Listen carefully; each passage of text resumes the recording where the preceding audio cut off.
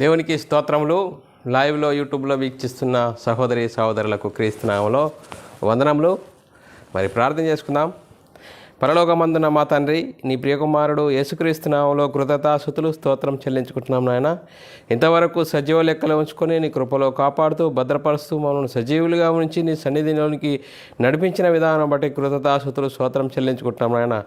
ఈరోజు బైబిల్ తరగతి నేర్చుకుంటుండగా బైబిల్లోని ఆత్మ సంబంధమైన సంగతులతో సరిచూసుకుని మా ఆత్మీయ ప్రయాణంలో వాక్యంకు విలువనిచ్చి వాక్యంకు భయపడి వాక్యానుసారంగా జీవించి నీకు మహిమ తెచ్చే వారంగా మరి గొప్ప ధన్యత భాగ్యం మాకు అనుగ్రహించినందుకు స్తోత్రం చెల్లించుకుంటూ యేసుక్రీస్తు నామములో ప్రార్థన అడిగి అందరూ ఎలా ఉన్నారు? సంతోషంగా ఆనందంగా ఉన్నారా?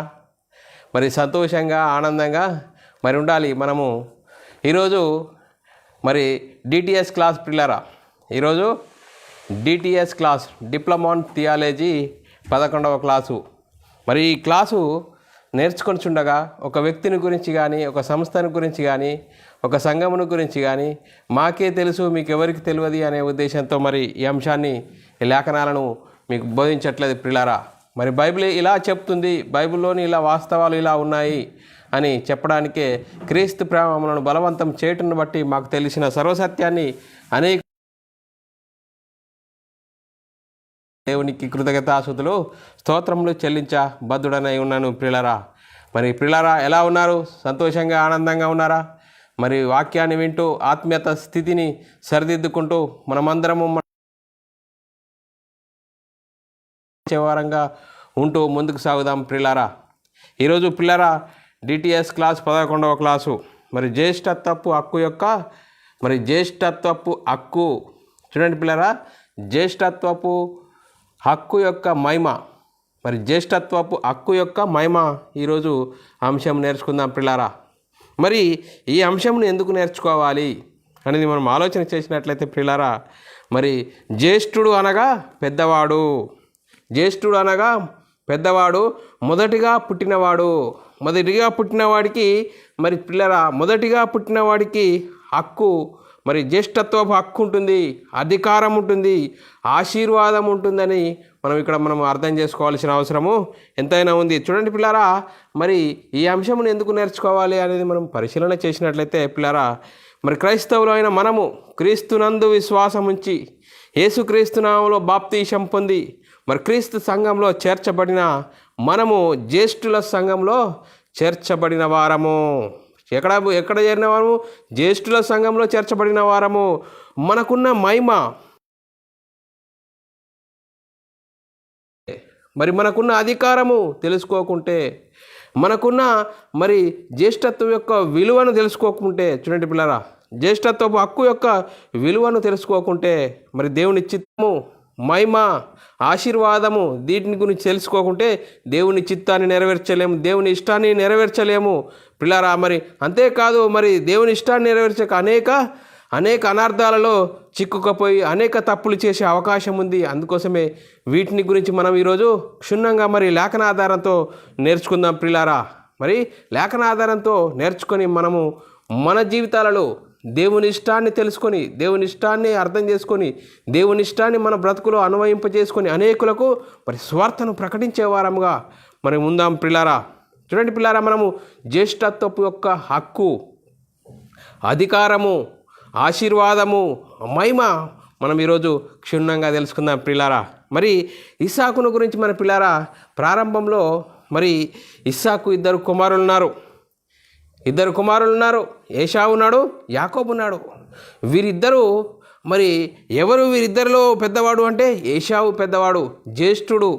మరి జ్యేష్ఠుడైన ఈ ఏశావు మరి ఏం చేశాడు అనేది మనం ఆలోచన చేసినట్టయితే పిల్లారా, ఆదికాండము 25వ అధ్యాయము 29 నుంచి 34వ వచనం వరకు చాలా మరి చదువుకుంటే చాలా చక్కగా అర్థమవుతుంది. చూడండి పిల్లారా, మరి ఒకనాడు యాకోబు మరి కలగూరల వంట, చూడండి పిల్ల, కలగూరల వంట వండుకొని చుండగా మరి ఏశావు అలిసిన వాడే పొలం నుండి వచ్చి, నేను అలసి ఉన్నాను, ఆ ఎర్రగా నున్న దానిలో కొంచెము దయచేసి నాకు పెట్టుమని అడిగాను.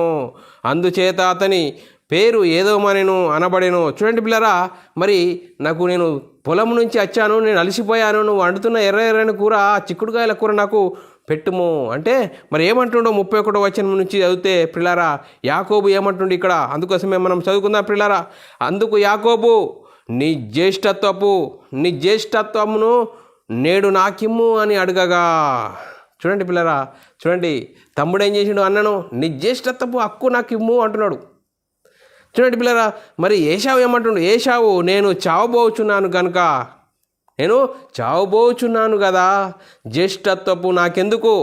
చూడండి మరి ఏశావు జ్యేష్ఠత్వపు యొక్క హక్కును తెలుసుకోలేక, దాని విలువను తెలుసుకోలేక, దాని ఆశీర్వాదం తెలుసుకోలేక, ఈ జ్యేష్ఠత్వ హక్కు ఎందుకు అని కడుపు కోసమే మరి ఆ జ్యేష్ఠత్వపు హక్కు విలువను తెలుసుకోలేక నేను చచ్చిపోతున్నా, మరి తిని బతుకుతా అనుకున్నాడు. చూడండి పిల్లరా, అందుకోసం యాకోబు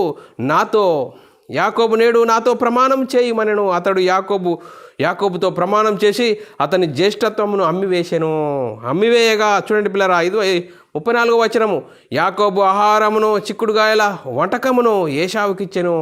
అతడు తిని త్రాగి లేచి అట్లు ఏశావు తన జ్యేష్ఠత్వమును తృణీకరించెను. చూడండి పిల్లరా, ఈ లేఖనమును మనం పరిశీలన చేసినట్లయితే మరి అన్నదమ్ములున్నారు, ఇసాకు పుట్టిన అన్నదమ్ములున్నారు, ఏశావు యాకోబు.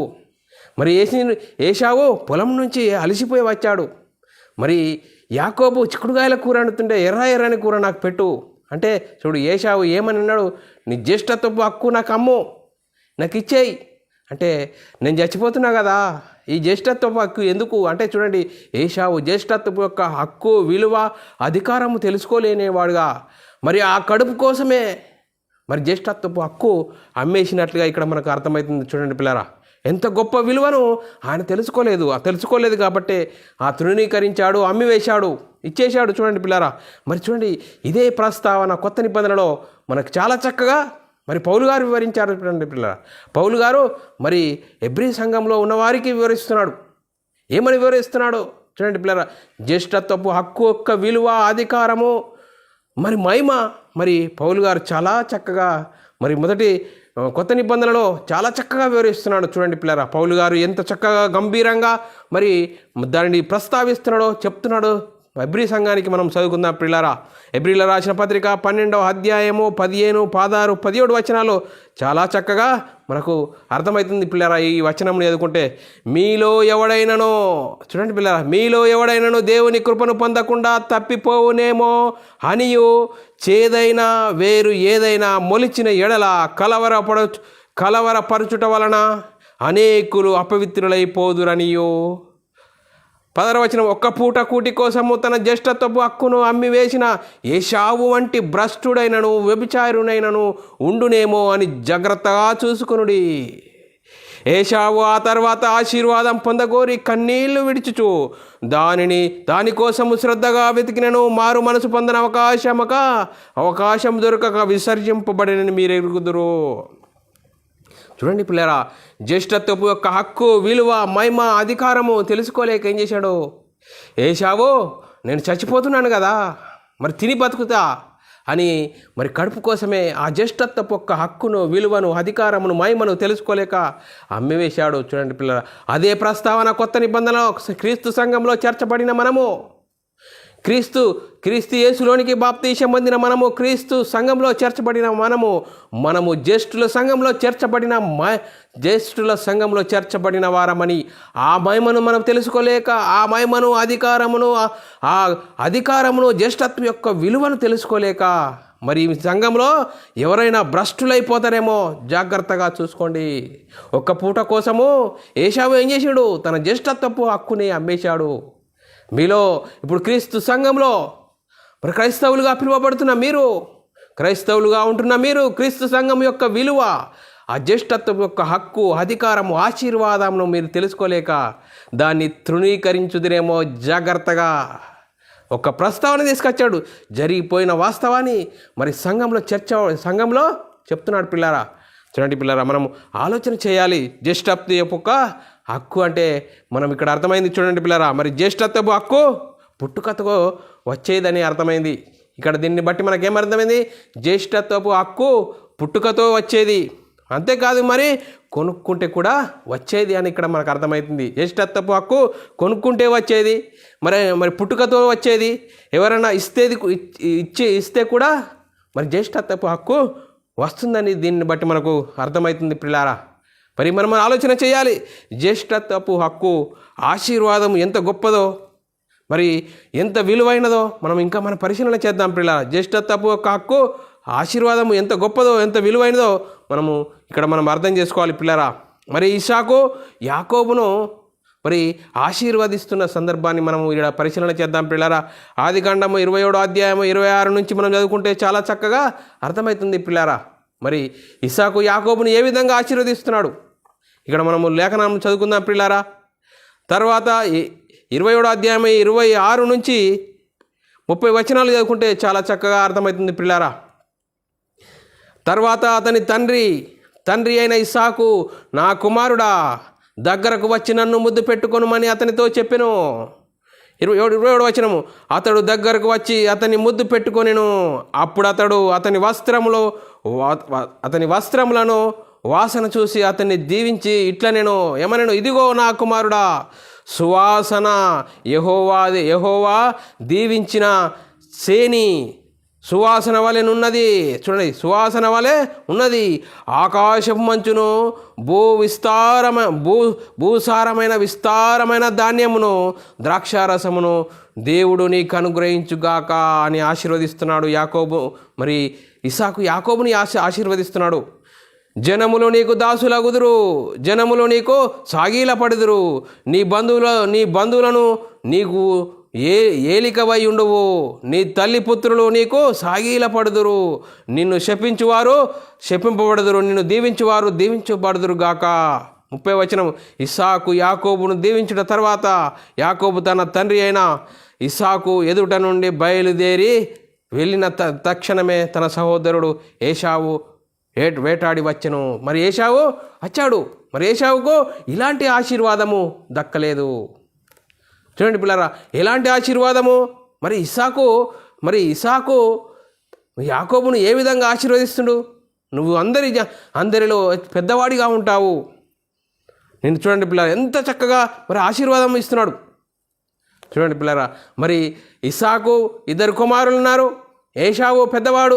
ఏశావు పెద్దవాడైతే తన జ్యేష్ఠత్వపు హక్కును, ఆ విలువను తెలుసుకోలేక, అధికారము మహిమను తెలుసుకోలేక అమ్మివేస్తే ఇక్కడ మరి ఏశావు మరి ఇస్సాకు యాకోబును ఏ విధంగా ఆశీర్వదిస్తున్నాడు, మరి ఎందుకు ఆశీర్వదిస్తున్నాడు అంటే అది మరి దేవుని ప్రణాళికలో మరి గొప్పదిగా ఉన్నది. అందుకోసమే యాకోబు నా జ్యేష్ఠపుత్రుడా అంటుండ్రు. చూడండి పిల్ల, యాకోబు నా జ్యేష్ఠపుత్రుడా.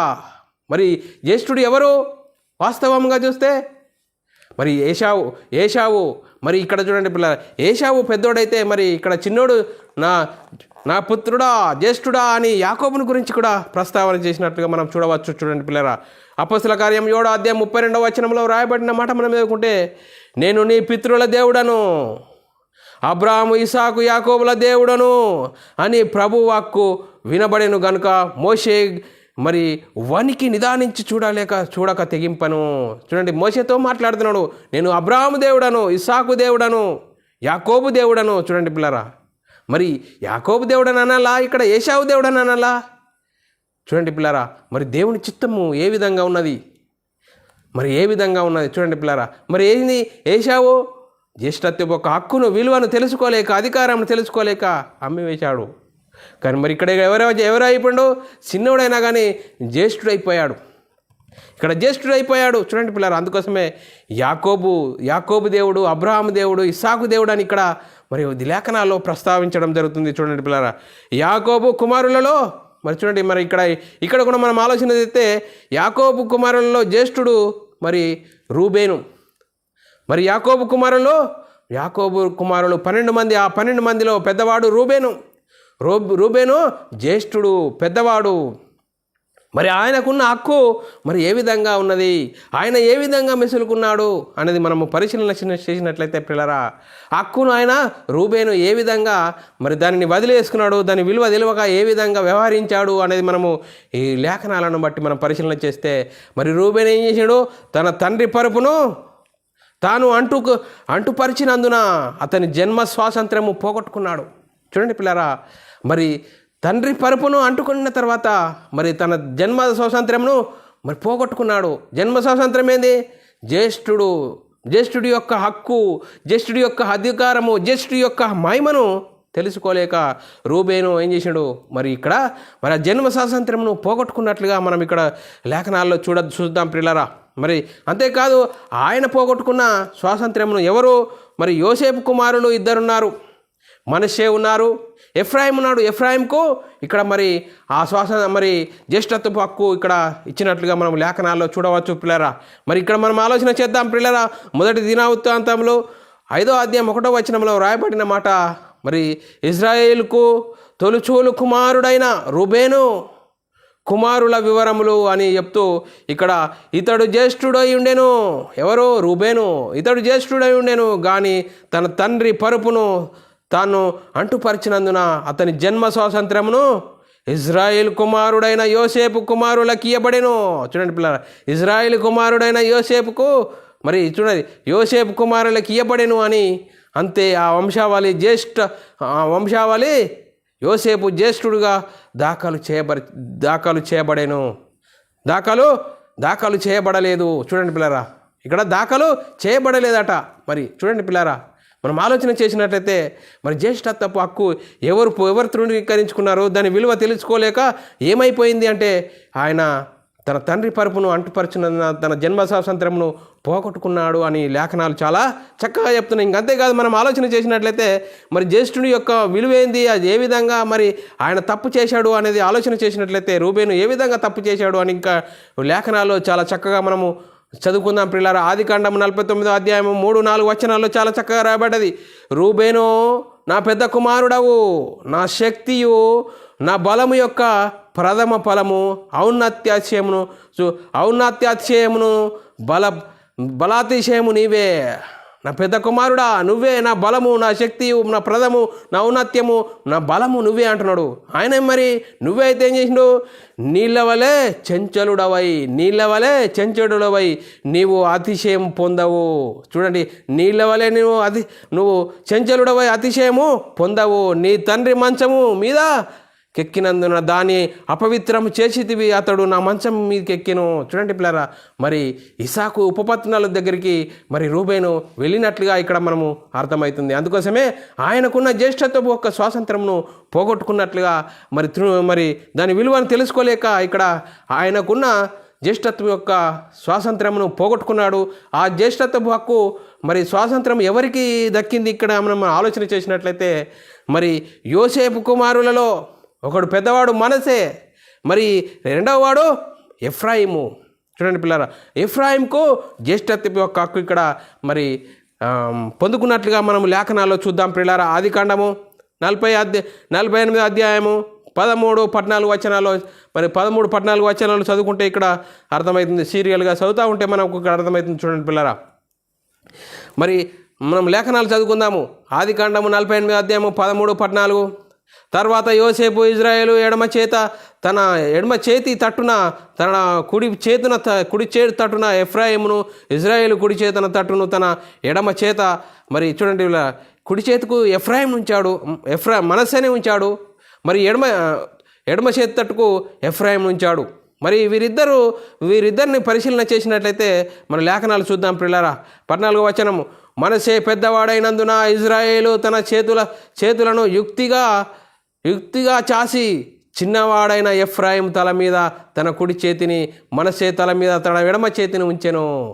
చూడండి పిల్లారా, మరి తండ్రి ఇస్సాకు ఏం చేసినాడు? మరి చూడండి, మరి ఇక్కడ మనం యోసేపు ఏం చేసినాడు? కుడి చేతి తట్టున మనస్సేనే ఉంచాడు, ఎడమ చేతి తట్టున మరి ఎఫ్రాయిం ఉంచాడు. కానీ యాకోబు ఏం చేసిండు? మనమల్ని మరి యుక్తిగా తన చేతులను ఇట్లా తింపి ఏం చేసిండు? మరి కుడి చేతి తట్టున ఎఫ్రాయిమును, మరి ఎడమ చేతి తట్టున మనస్సేను ఇక్కడ మరి చేతులు మరిచి ఆశీర్వదించినట్లుగా మనం లేఖనాల్లో చూడవచ్చు పిల్లరా. 48వ అధ్యాయం 15-16 వచనం, అతడు యోసేపును దీవించిన పితరులైన అబ్రాము ఇస్సాకులు 8వ ఏటన ఎదుట, చూడండి, ఎవని ఎదుట నడుచుచుంటిమో ఆ దేవుడు నేను పుట్టినది మొదలుకొని నేటి వరకు ఎవడు నన్ను పోషించుచున్నాడో ఆ దేవుడు అనగా సమస్తమైన కీడులో నుండి నన్ను తప్పించి దూత ఆ పిల్లలను ఆశీర్వదించునుగాక. నా పేరును అబ్రాహాము ఇస్సాకుల నా పితరుల పేరును వారికి పెట్టుదురుగాక. చూడండి, పెట్టబడునుగాక. భూమి అందు వారు బహుగా విస్తరించుదురని చెప్పెను. అంతేకాదు 17-18 వచనాలు, యోసేపు ఎఫ్రాయిము తల మీద తన తండ్రి చెయ్యి తన తండ్రి కుడి చెయ్యి పెట్టుట చూసినప్పుడు అది అతనికి ఇష్టం కాకపోయాను కనుక అతడు మనస్సే తల మీద పెట్టవలని తన తండ్రి చేయి ఎఫ్రాయిము తల మీద నెత్తెను. ఎత్తిదేమంటాడు, నాకు తెలుసు నా తండ్రి అట్లు కాదు, ఇతడు పెద్దవాడు, నీ కుడి చేయి ఇతని తల మీద పెట్టుమని చెప్పాను.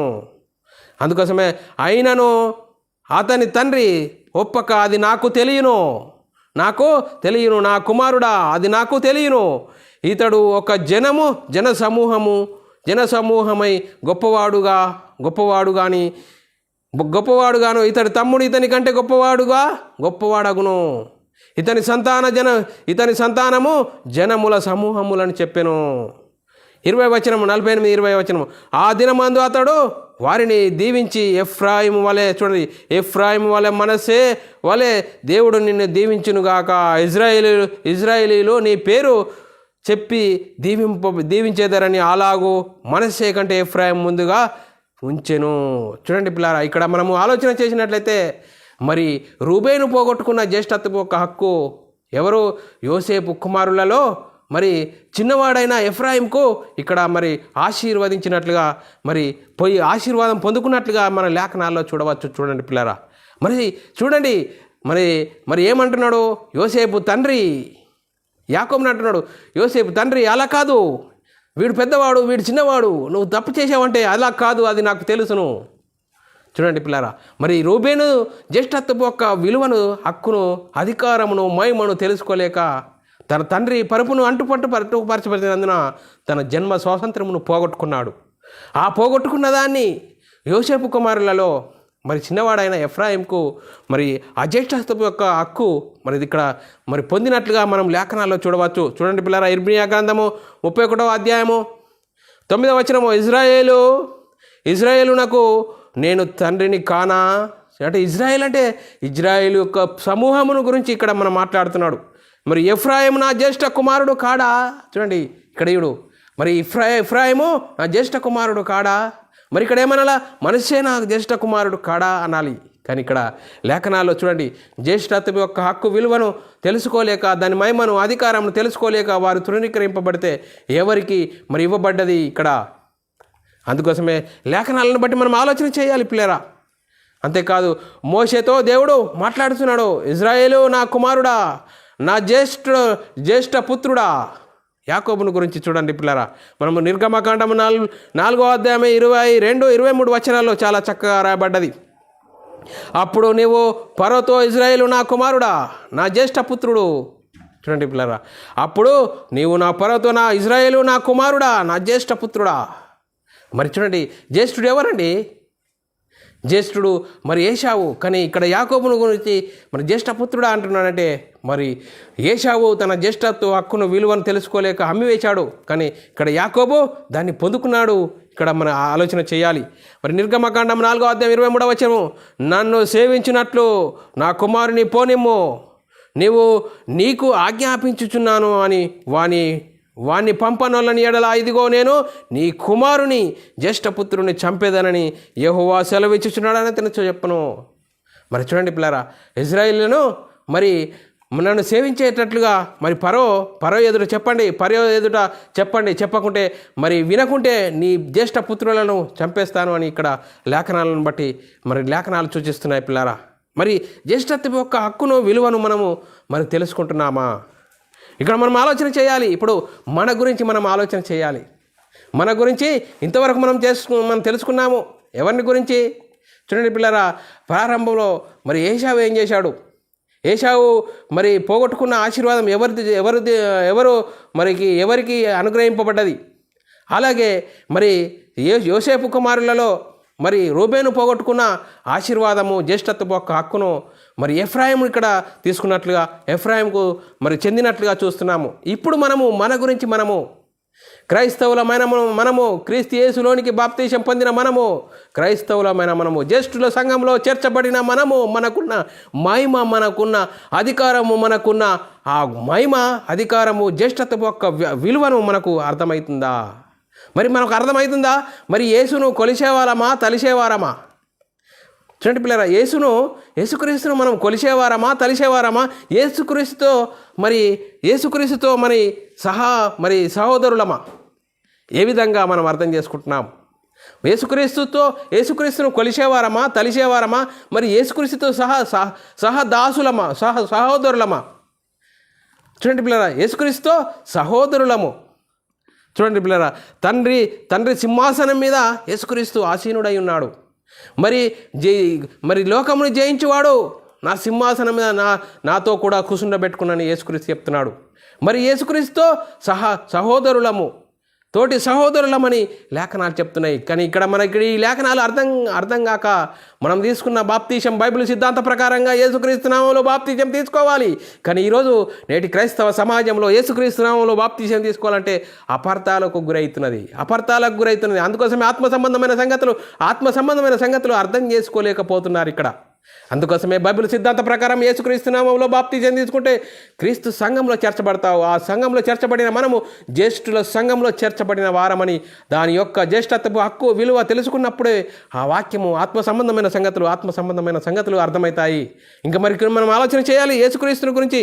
యేసుక్రీస్తు జ్యేష్ఠుడు, ఏ విధంగా జ్యేష్ఠుడు అని లేఖనాలు చెప్తున్నాయి అనేది మనం ఆలోచన చేసినట్లయితే, రోమీయులకు రాసిన పత్రిక 8వ అధ్యాయము 29-30 వచనాలు రాయబడ్డది.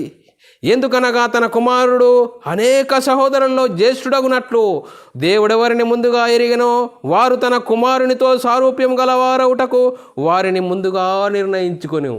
చూడండి పిల్లరా, మరి చూడండి ఎంత చక్కని మాటలు. మరి అనేక సహోదరులలో జ్యేష్ఠుడగునట్లు, అనేక సహోదరులలో మరి యేసుక్రీస్తు మనకు అన్న. మరి యేసుక్రీస్తు మనకు అన్న. అందుకోసమే అనేక సహోదరులు జ్యేష్ఠుడు ఉన్నట్లు దేవుడెవరిని ముందుగా ఎరిగెనో వారు తన కుమారునితో సారూప్యం గలవారవుటకు వారిని ముందుగా నిర్ణయించుకొనేను. 30వ వచనం, మరియు ఎవరిని ముందుగా నిర్ణయించుకొనో వారిని పిలిచెను, ఎవరిని పిలిచెనో వారిని నీతిమంతులుగా తీర్చెను, ఎవరిని నీతిమంతులుగా తీర్చెనో వారిని మహిమపరిచెను.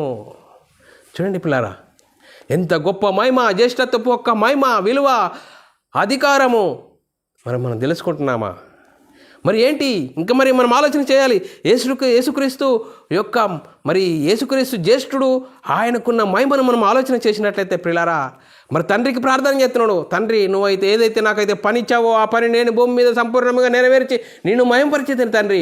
అందుకోసమే నేను మరి లోకం పుట్టక ముందు నీ యొద్ద ఏ మహిమ ఉండడో ఆ మహిమ నాకు ఇప్పుడు దయచేయమంటున్నాడు. యోహాను సువార్త 17వ అధ్యాయం 5వ వచనంలో చదువుకున్నట్లయితే, తండ్రి, లోకము పుట్టక మునుపు నీ యొద్ద నాకు ఏ మహిమ ఉండేనో ఆ మహిమతో నన్ను ఇప్పుడు నీ యొద్ద మహిమపరచుము. లోకం పుట్టము ఎక్కడున్నాడు? చూడండి, లోకం పుట్టకము ఎక్కడున్నాడంటే ఆది యందు వాక్యం ఉండెను. చూడండి పిల్లలు, యోహాను సువార్త 1:1 ఆది యందు వాక్యం ఉండెను, వాక్యము దేవుని యొద్ద ఉండెను. చూడండి, వాక్యము దేవుడై ఉండెను, దేవునితో సమానుడుగా ఉండే గొప్ప భాగ్యము. ఆ భాగ్యంలో ఉన్న ఆయన మనందరి నిమిత్తము తను తాను రిక్తునిగా చేసుకుని దాసుని స్వరూపమును ధరించి ఈ లోకానికి వచ్చి మనల్ని పరిశుద్ధులుగా నీతిమంతులుగా చేయడానికి, మరి దేవుని కుమారులుగా గొప్ప భాగ్యాన్ని మనకు దయచేయడానికి మన అన్న పరలోకం నుంచి ఈ లోకానికి వచ్చాడు. నీవు నేను యేసుక్రీస్తు అంత విశ్వాసం ఉంచి యేసుక్రీస్తు నామంలో మరి బాప్తీసం పొందిన మనకున్న మహిమ, మనకున్న అధికారం, మనకున్న ఆశీర్వాదము, జ్యేష్ఠత్వపు యొక్క హక్కు, విలువ మనకు అర్థమవుతుందా? అర్థం చేసుకొని జీవించాలి. అప్పుడు చూడండి పిల్లరా, అర్థం చేసుకొని జీవిస్తే మరి యేసుక్రీస్తు మనకు అన్న. చూడండి పిల్లరా, ఆ గొప్ప మహిమ మనకు అర్థం కాకుండా ఏ విధంగా మనం మెసులుకుంటున్నాం ఆలోచన చేయాలి. మరి యేసుక్రీస్తుకు అధికారం ఏ విధంగా ఉన్నది అనేది మనం ఆలోచన చేసినట్టయితే, యేసుక్రీస్తు మరణించి తిరిగి లేచిన తర్వాత మత్తయి సువార్త 28వ అధ్యాయం 18వ వచనం, అయితే యేసు వారి యొద్దకు వచ్చి పరలోకమందును భూమి మీదను నాకు సర్వాధికారం ఇవ్వబడి ఉన్నది.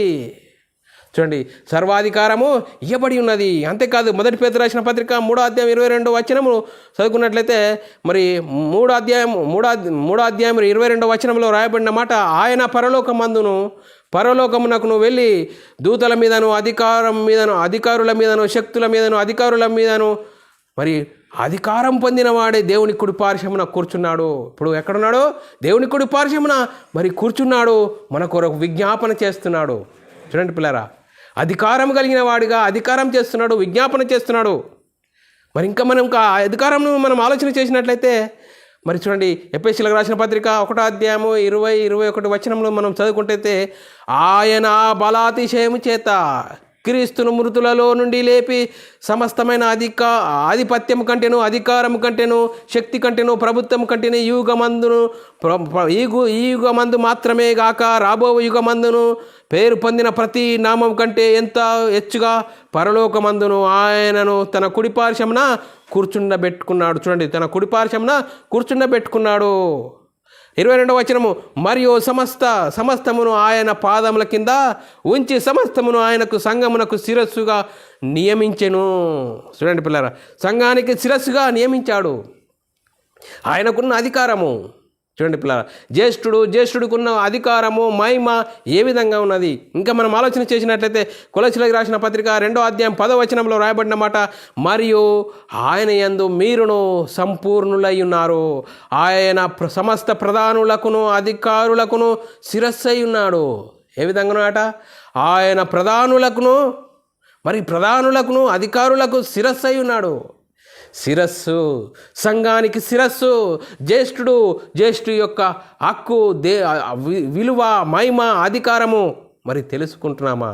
క్రైస్తవులమైన మనము తెలుసుకుంటున్నామా? ఇంకంతేకాదు, యేసుక్రీస్తు జ్యేష్ఠుడు. అదేవిధంగా జ్యేష్ఠుడి యొక్క విలువ, మహిమను మనం ఆలోచన చేస్తే ఆయన ప్రతి నామమునకు పై నామమును అనుగ్రహించిన దేవుడు. ఆయనకు చూడండి పిల్లలు, యేసుక్రీస్తుకు ప్రతి నామమునకు పై నామము ఆయనకు అనుగ్రహించెను. చూడండి పిల్లలు, మనం ఆలోచన చేయాలి. ఫిలిప్పీయులకు రాసిన పత్రిక 2:9-10-11 చదువుకున్నట్లయితే, అందుచేత పరలోకమందున్న వారిలో కానీ, భూమి మీద ఉన్న వారిలో కానీ, భూమి కింద ఉన్న వారిలో కానీ ప్రతి మోకాలు యేసు నామమున వంగునట్లు, ప్రతి నాలుక తండ్రి అయిన దేవుని మహిమార్థమై యేసు ప్రభు అని ఒప్పుకున్నట్లు దేవుడు ఆయనను అధికంగా హెచ్చించి ప్రతి నామమునకు పైనామము అనుగ్రహించెను. చూడండి పిల్లరా, ప్రతి నామమునకు పైనామము అనుగ్రహించెను. చూడండి పిల్లరా, మరి ఏ విధంగా ఉన్నది జ్యేష్ఠత్వపు యొక్క హక్కు, విలువ, అధికారము, ఆ మహిమ ఎంత గొప్పది. మరి ఆ గొప్పదాన్ని మనం గొప్పదానిగా మనకు అర్థమవుతుందా? అనుభవిస్తున్నామా? ఇంకా మరి ఈ శరీర సంబంధమైన, లోక సంబంధమైన, ప్రకృతి సంబంధమైన వాటి కోసమే ఆలోచిస్తున్నావా? క్రీస్తు యొద్దకు ఎందుకు వచ్చావు? శరీరాశ, నేత్రాశ, జీవబుడంబాన్ని చూపించేవాడున్నాడు సాతాను. వాటిని గురించి నువ్వు నమ్మి క్రీస్తు యొద్దకు వస్తే ఈ మహిమ, ఈ గొప్పతనము నీకు అర్థం కాదు. అందుకోసమే మనం ఆలోచన చేయాలి. ఇంకా మరి ప్రకటన గ్రంథంలో 3:21 నేను జయించి, యేసుక్రీస్తు చెప్తున్నాడు, నేను జయించి నా తండ్రితో కూడా ఆయన సింహాసనమందు కూర్చుండి ఉన్న ప్రకారము నేను జయించాను, జయించి తండ్రి కుడిపార్శ్వమున కూర్చుండున్నాను. ఆ ప్రకారం అంటే మనము క్రీస్తునందు విశ్వాసం ఉంచి యేసుక్రీస్తు నామములో బాప్తీసం పొందిన మనము, క్రైస్తవులమైన మనము, మనకున్న జ్యేష్ఠత్వపు యొక్క హక్కు, విలువ తెలుసుకుంటే ఆ ప్రకారమే జయించువాని నాతో కూడా నా సింహాసనమందు కూర్చుండబెట్టేదను అని యేసుక్రీస్తు చెప్తున్నాడు. మరి యేసుక్రీస్తుతో మనము ఆయనకున్న మహిమ, అధికారము, ఆశీర్వాదము, ఆ విలువ, జ్యేష్ఠత్వ యొక్క హక్కు, విలువ ఎప్పుడు తెలుసుకుంటామంటే యేసుక్రీస్తు దేవుని కుమారుడు, యేసుక్రీస్తు ప్రభు అని మన యేసుక్రీస్తు విశ్వాసం ఉంచి యేసుక్రీస్తు నామంలో బాప్తీసం పొందినప్పుడు ఆ గొప్ప మహిమ, జ్యేష్ఠుల సంఘంలో చేర్చబడిన వారి యొక్క మహిమ నీకు అర్థమవుతుంది. మరి ఏ విధంగా ఉన్నావు? మరి మా ఆలోచన చేయాలి, ఏ విధంగా ఉన్నాం మన ఆలోచన చేయాలి. రోమీయులకు రాసిన పత్రిక 8:15-16 చదువుకున్నట్లయితే ఇక్కడ చాలా చక్కగా అర్థమైంది. ఏలయనగా మరలా భయపడుటకు మీరు దాస్యత్వపు ఆత్మను పొందలేదు కానీ దత్తపుత్రత్వమును పొందితిరి.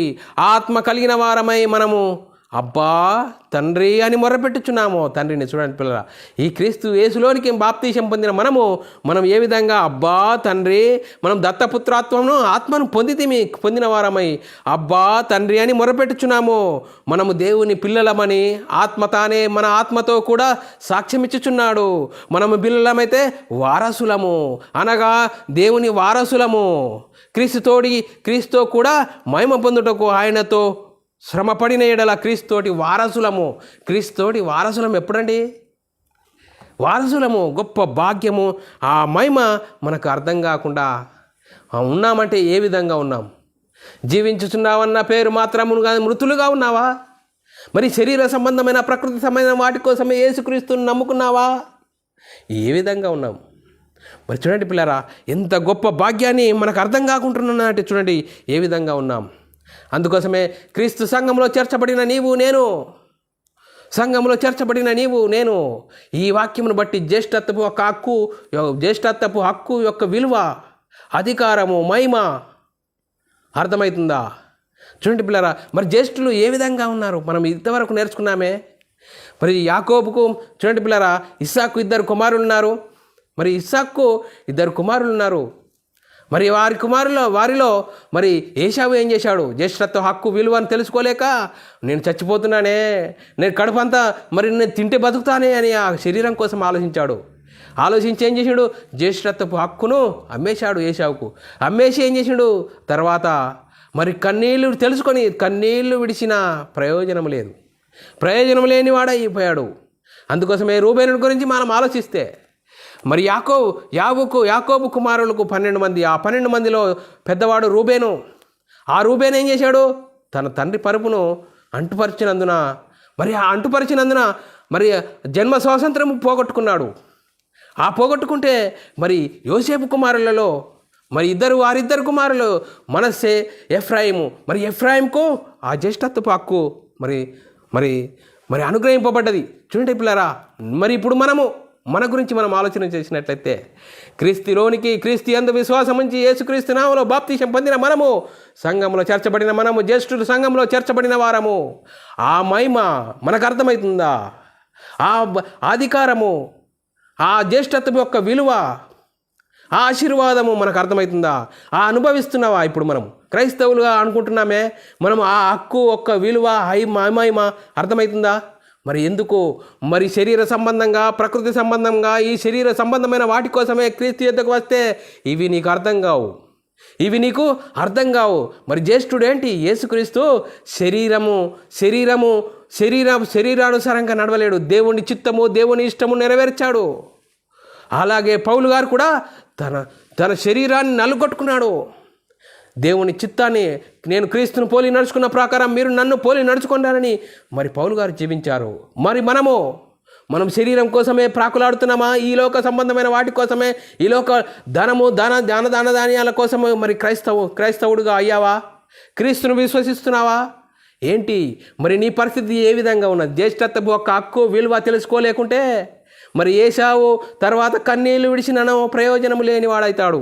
అందుకోసమే ఏ విధంగా ఉన్నాం? మరి మనం క్రైస్తవులైన ఏ విధంగా ఉన్నాం? మరి మనం ఆలోచన చేయాలి. క్రైస్తవులమైన మనకున్న మహిమ, మరి జ్యేష్ఠుల సంఘంలో చేర్చబడిన మహిమ మనకు అర్థం చేసుకోవాల్సిన అవసరము ఎంతైనా ఉంది. అర్థం చేసుకోకుంటే భయంకరమైన పరిస్థితిలో ఉంటామని లేఖనాలు చెప్తున్నాయి. అందుకోసమే ఏప్రిల్లో రాసిన పత్రిక 3వ అధ్యాయం 15వ వచనంలో ఏలయనగా మొదటి నుండి చూడండి పిల్లరా, మనకుండిన దృఢ విశ్వాసము, మనకుండిన దృఢ విశ్వాసము అంత మట్టుకు గట్టిగా చేపట్టుకునే క్రీస్తులో పాలివారమై ఉందము. మనం చూడండి, మనకున్న విశ్వాసం ఎంతవరకు? అంతము మట్టుకు గట్టిగా చేపట్టుకునేలా మనము క్రీస్తులో పాలివారమై ఉందము. చూడండి పిల్లరా, క్రైస్తవులైన మనకున్న మహిమ, అధికారము, ఆశీర్వాదము, జ్యేష్ఠుల సంఘంలో చేర్చబడిన ఏశావును గురించి తెలుసుకున్నాము, రూబేను గురించి తెలుసుకున్నాము. వారు ఏం చేశారు? జ్యేష్ఠత్వపు హక్కు, ఆ మహిమను గుర్తించలేక ఆశీర్వాదం పోగొట్టుకున్నారు. మనం అలా జీవించకుండా చూడండి పిల్లరా, ఏశావు ఏం చేసిండు? చిక్కుడుగాయల కూర కోసము జ్యేష్ఠత్వపు హక్కును పోగొట్టుకున్నాడు. చూడండి పిల్లరా, మరి ఆ హక్కును ఎవరు తీసుకున్నాడు? యాకోబు తీసుకున్నాడు. అలాగే చూడండి, మనం ఆలోచన చేసినట్లయితే రూబేన్ ఏం చేశాడు? తన తండ్రి పరుపును అంటుపరిచినందున జన్మ స్వాతంత్రమును పోగొట్టుకున్నాడు. ఈ వీరిద్దరూ దేని గురించి పాకులాడారు? శరీర సంబంధమైన వాటి కోసము జ్యేష్ఠత్వపు హక్కును మరి త్రోసివేసుకున్నారు, తృణీకరించారు. ఇప్పుడు మన గురించి మనం ఆలోచన చేసినట్లయితే క్రైస్తవులమైన మనము చీకటిలో నుండి ఆశ్చర్యకరమైన తన వెలుగులోని పిలిచిన వాని గుణాతిశయములు ప్రచురం చేయువారముగా రాజులైన యాజక సమూహముగా పిలిచబడిన మనము దేనిని గురించి ఆలోచిస్తున్నాము? క్రైస్తవులైన మనము జ్యేష్ఠుల సంఘంలో చేర్చబడిన మన మహిమ, మన అధికారము, ఆ జ్యేష్ఠత్వం యొక్క విలువ ఎంత గొప్పది! చూడండి పిల్లరా, ఎంత గొప్పది! ఈ లోక సంబంధమైన వాటి గురించి మనము ఆలోచన చేయకూడదు. అందుకోసమే లేఖనాలు చెప్తున్నాయి, ఒకడు దేని వలన జయింపబడునో దానికే దాసుడవును కదా. చూడండి పిల్లరా, ఒకడు దేని వలన జయింపబడునో దానికే దాసుడవును కదా అని లేఖనాలు చెప్తున్నాయి. అంతేకాదు యేసుక్రీస్తు చెప్తున్నాడు. మరి చూడండి, యేసుక్రీస్తు చెప్తున్నాడు, పాపము చేయవాడు పాపానికి దాసుడు. చూడండి పిల్లరా, పాపము చేయవాడు పాపానికి దాసుడు. మరి చూడండి పిల్లలు, ఇది మరి మనం ఆలోచన చేయాలి. ఏది నిన్ను ఆకర్షిస్తున్నది? ఇందులో ఏది నిన్ను ఆకర్షిస్తున్నది? మరి వాక్యము ఆకర్షిస్తుందా? వాక్యం నేర్చుకో, వాక్య ప్రకారంగా బ్రతుకో, వాక్యానుసారంగా జీవించి వాక్యమును ప్రకటించుము. లేదండి, లోకం కావాలట, లోకం కోసము లోక సంబంధమైన శరీరాశ, నేత్రాశ, జీవడమ్మాన్ని మరి చూపించేవాడెవడు? సాతాను. వాడికి సిద్ధపరిచిన నరకానికి పోతావు, జాగ్రత్త అని లేఖనాలు చెప్తున్నాయి పిల్లరా. మరి అలా వెళ్ళకుండా మనము ఏ విధంగా ఉండాలి? సంఘంలో చేర్చబడిన మనము ఏ విధంగా ఉండాలంటే, ఎబ్రీయులకు రాసిన పత్రిక 12వ అధ్యాయం 15వ వచనంలో చదువుకుంటే, మీలో ఎవడైనానో అంటే సంఘంలో, మరి ఎబ్రీయులకు రాసిన సంఘంతో పౌలు గారు మాట్లాడుతున్నారు. సంఘంతో, క్రీస్తు సంఘంలో ఉన్నవారు, మీలో ఎవడైనాను దేవుని కృపను పొందకుండా తప్పిపోవునేమో అనియో, చేదైన వేరు ఏదైనా మొలిచిన ఎడలా. మరి చూడండి పిల్లరా, చేదైన వేరు సంఘంలోనే ఉంటారు, వాక్యానికి లోబడరు, వాక్యానుసారంగా జీవించరు, మరి వ్యతిరేకమైన మాటలు మాట్లాడతారు. అందుకోసమే సేదైన వేరు మొలిచినందున కలవరపరచుట వలన అనేకులు అపవిత్రులైపోదురు, జాగ్రత్త అని లేఖనాలు చెప్తున్నాయి. చూడండి పిల్లరా, మనము అర్థం చేసుకోవాల్సిన అవసరం ఏంటి? చూడండి పిల్లరా, మరి క్రైస్తవులమైన మనము జ్యేష్ఠత్వం యొక్క హక్కు విలువ, మరి యేసుక్రీస్తు తండ్రి తన పనిని సంపూర్ణంగా నెరవేర్చాడు. తండ్రి, నువ్వైతే ఏదైతే పనిచ్చావో ఆ పని నేను భూమి మీద సంపూర్ణంగా నెరవేర్చాను. మరి నీ యొద్ద ఏ మహిమ ఉండినో ఆ మహిమ నాకు దయచేయము. చూడండి పిల్లారా, మరి పౌలు గారు కూడా మరి యేసుక్రీస్తును తెలుసుకున్న తర్వాత, మరి యేసుక్రీస్తు దేవుని కుమారుడని బలము పొందుకొని, యేసుక్రీస్తు దేవుని కుమారుడని, యేసుక్రీస్తు మరణ సమాధిని గురించి సువార్తను ప్రకటించారు. ఆ సువార్తను వింటున్నా నువ్వు నేను మన హృదయంలో యేసుక్రీస్తు దేవుని కుమారుడు, యేసుక్రీస్తు ప్రభు అని యేసుక్రీస్తు నామములో బాప్తిసం పొందిన మనకున్న మహిమ, జ్యేష్ఠత్వపు యొక్క విలువ, అధికారము, మరి దాని విలువ తెలుసుకొని ఇకనైనా మనము శరీర సంబంధమైన వాటిని, తుచ్చమైన వాటిని విడిచిపెట్టుకొని, తండ్రి ఇంతవరకు నేను ఏదో తెలియక చేశాను, శరీరం కోసం ప్రాకులాడాను, వీటి కోసం ప్రాకులాడాను, తండ్రి ఇంత గొప్ప మహిమను మాకు ఇచ్చావు అని మనము తండ్రికి ప్రార్థన చేస్తే, తండ్రి మనల్ని మరి హక్కున చేర్చుకుంటాడు. ఆ గొప్ప భాగ్యాన్ని దయచేయడానికి దేవుడు సిద్ధంగా ఉన్నాడు. నీవు నీ హృదయమును మరి నీ హృదయము దేవుని తట్టు తిరిగి దేవుని సన్నిధిలో ప్రార్థన చేస్తూ మనం ముందుకు సాగుదాం. పిల్లరా, జ్యేష్ఠత్వపు యొక్క హక్కు విలువ ఎంత గొప్పది, ఎంత విలువైనది. అధికారము, ఆ మహిమ ఎంత గొప్పదండి. ఇంత గొప్ప భాగ్యాన్ని మనం ముంగట పెడితే, ఆ భాగ్యాన్ని కనబడకుండా మన మనోనేత్రాలకు గుడ్డితనం కలిగి చేసేవాడున్నాడు సాతాను, అపవాదిగాడు. వాడికి సిద్ధపరిచిన నరకానికి తీసుకెళ్ళడానికి వాడు మరి సమయము కొంచెమే అని తెలుసుకొని క్రోధము గలవాడై మరి దిగివచ్చి ఉన్నాట. ఎవరిని మింగుద్రా అని మరి చూస్తున్నాట. చూడండి పిల్లరా, భయంకరమైన పరిస్థితిలో ఉన్నాం. మరి క్రైస్తవులుగానే అనుకుంటున్నామే, ఆ భ్రమలో ఉన్నామా? ఒకవేళ ఆ భ్రమలో నుంచి నువ్వు బయటకు రావాలి. మరి జ్యేష్ఠత్వం యొక్క హక్కు విలువ, శరీర సంబంధమైన, ప్రకృతి సంబంధమైన వాటి కోసం యేసుక్రీస్తుని నమ్ముకోవద్దని లేఖనాలు చెప్తున్నాయి. మరి గొప్ప మహిమ ఆ పరలోకాన్ని చేరాలంటే మరి జ్యేష్ఠుల సంఘంలో చేర్చబడిన వారి యొక్క మహిమ, ఆ అధికారము, మరి ఆశీర్వాదము మనం తెలుసుకొని మరి దేవుని చిత్తాన్ని తెలుసుకొని దేవుని ఇష్టాన్ని నెరవేర్చే వారంగా మరి ఉంటూ ముందుకు సాగుదాం. చెప్పబడిన వాక్యం ప్రతి ఒక్కరి హృదయంలో నీరుగట్టి ఫలింపచేయునుగాక. ఆమెన్. ప్రార్థన చేసుకుందాం. ప్రియులారా, పరలోకమందున్న మా తండ్రి, నీ ప్రియకుమారుడు యేసుక్రీస్తు నామములో కృతజ్ఞతాస్తుతులు స్తోత్రం చెల్లించుకుంటున్నాం నాయన. ఇంతవరకు సజీవులుగా ఉంచి నీ కృపలో కాపాడుతూ మరి జ్యేష్ఠత్వపు యొక్క హక్కు విలువను తెలుసుకునే గొప్ప భాగ్యం మాకు మరి దయచేసినందుకు స్తోత్రాలు. విన్న వాక్యాన్ని విడిచిపెట్టకుండా విన్న మాటల ప్రకారం ఆత్మీయ జీవితంలో సరిదిద్దుకొని నీకు మహిమ తెచ్చేవారంగా, ఘనత తెచ్చేవారంగా ఉండే ధన్యత భాగ్యం మాకు అనుగ్రహించినందుకు కృతజ్ఞతాస్తుతులు స్తోత్రం చెల్లించుకుంటూ యేసుక్రీస్తు నామములో ప్రార్థన అడిగి వేడుకుంటున్నాం తండ్రి. ఆమెన్. ప్రియులారా, ఇలాంటి అంశాలు వినాలనుకుంటున్నారా? మరి యూట్యూబ్ ఛానల్లో బైబుల్ విజ్డమ్ అకాడమీ బేరన్ అని సబ్స్క్రైబ్ చేసుకోండి. మీరు వినండి, అనేకులకు షేర్ చేయండి. మీ వ్యక్తిగత ప్రార్థనలో మరి మా పరిచర్య నిమిత్తం ప్రార్థనలో జ్ఞాపకం చేసుకోవాల్సిందిగా క్రీస్తు ప్రేమను బట్టి బతిమాలుకొచ్చినాను. అందరికీ వందనములు, దేవునికి స్తోత్రములు.